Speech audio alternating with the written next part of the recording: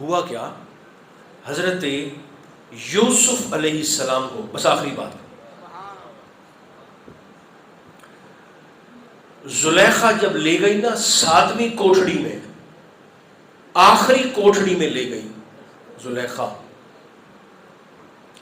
تالے لگاتی لگاتی لگاتی لگاتی 7 تالے، کتنے؟ اور 7ویں کوٹھڑی میں لے گئی، اور اپنی چادر ایسے اتار کر تو ایسے بت پر پھینکی زلیخا نے.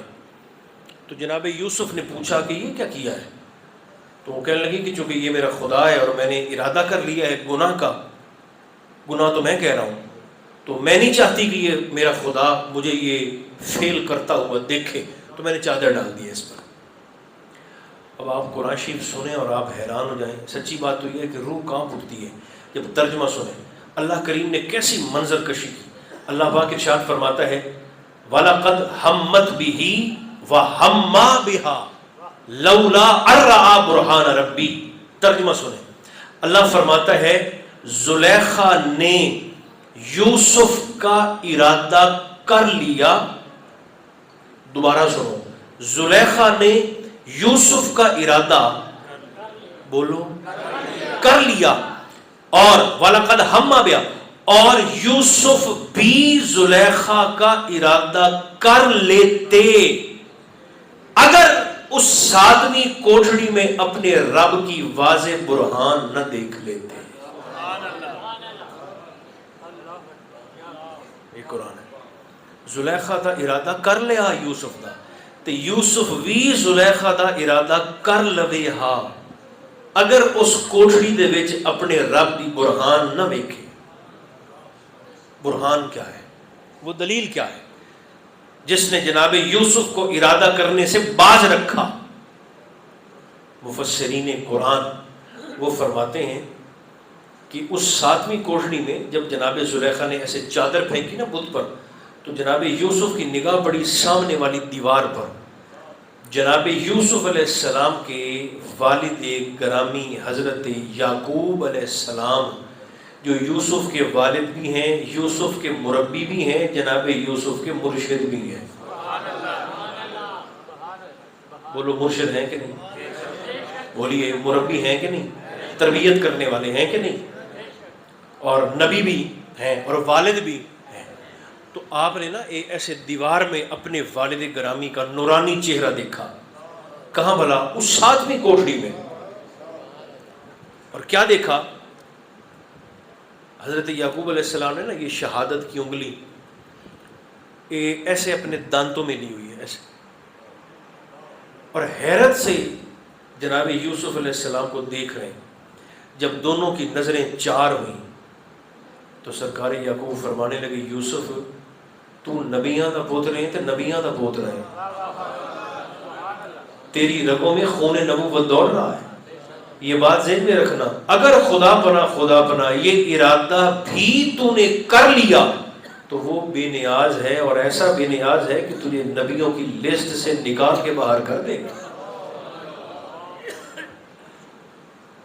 اگر وہ نبوت دینے میں علی کل شیء قدیر ہے تو نبوت چھن جانے کے بعد بھی اسے کوئی پوچھنے والا کوئی نہیں ہے. یہ نہ کرنا. ایک تو یہ کہا، اور دوسرا حکم دیا، فرمایا بھاگ جاؤ. کیا فرمایا؟ مرشد کی فرمایا بھاگ جاؤ. حالانکہ سامنے تالے لگے ہوئے ہیں. یہ ہم تینوں مسجد کے دروازے کو لگائیں تالے اور میں آپ سب سے کہوں بھاگ جاؤ تو آپ کہیں گے پہلے تالے کھول، تالے لگے ہیں بھاگ کر ہم کہاں جائیں. لیکن وہ حکم دینے والے تھے مرشد، اور مرشد بھی ایسے جو نبی بھی ہیں، یوسف کے والد بھی ہیں، حضرت یعقوب علیہ السلام بھی ہیں. تو آپ نے فرمایا یوسف بھاگ جاؤ، باز رہو اور بھاگ جاؤ. لو میرے بھائیو، ادھر یوسف علیہ السلام کے قدم اٹھے اور دوڑے اور آپ کوٹھڑی کے دروازے کی طرف بھاگے. یہ اس فرمانے یعقوب میں کمال تھا کہ ادھر یوسف دوڑتے چلے جا رہے ہیں، ادھر تالے ٹوٹتے چلے جا رہے ہیں، کوٹھڑیوں کے دروازے کھلتے چلے جا رہے ہیں.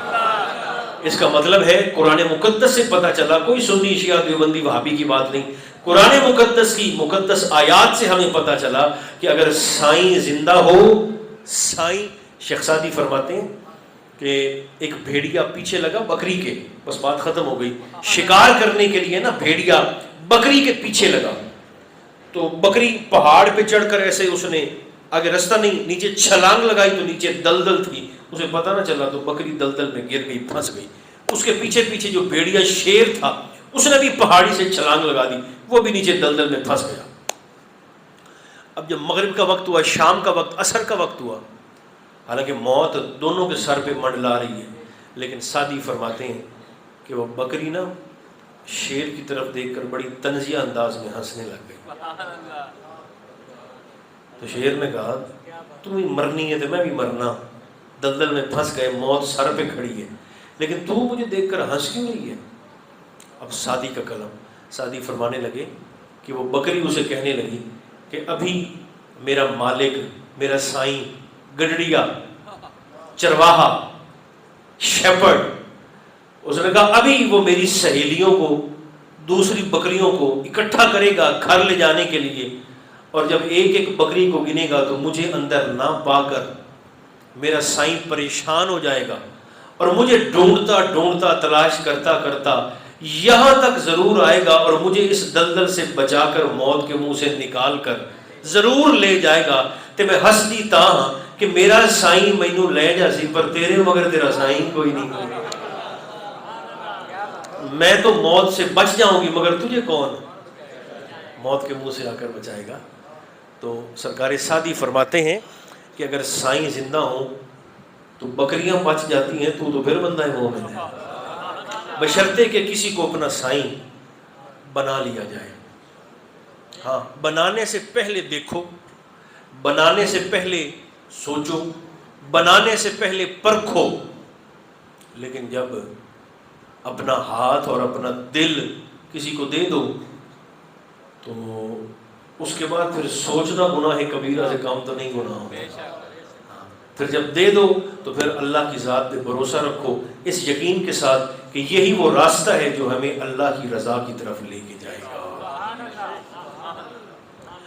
تو اللہ کا شکر ہے کہ الحمدللہ ہم اہل سنت ہیں، اور ہم فقیروں کو ویسے ہی ماننے والے ہیں جیسے ہمارا اللہ ہم سے منوانا چاہتا ہے۔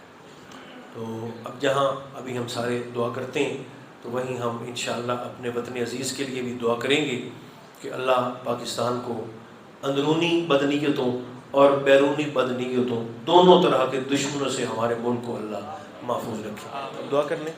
اللہم صلی علی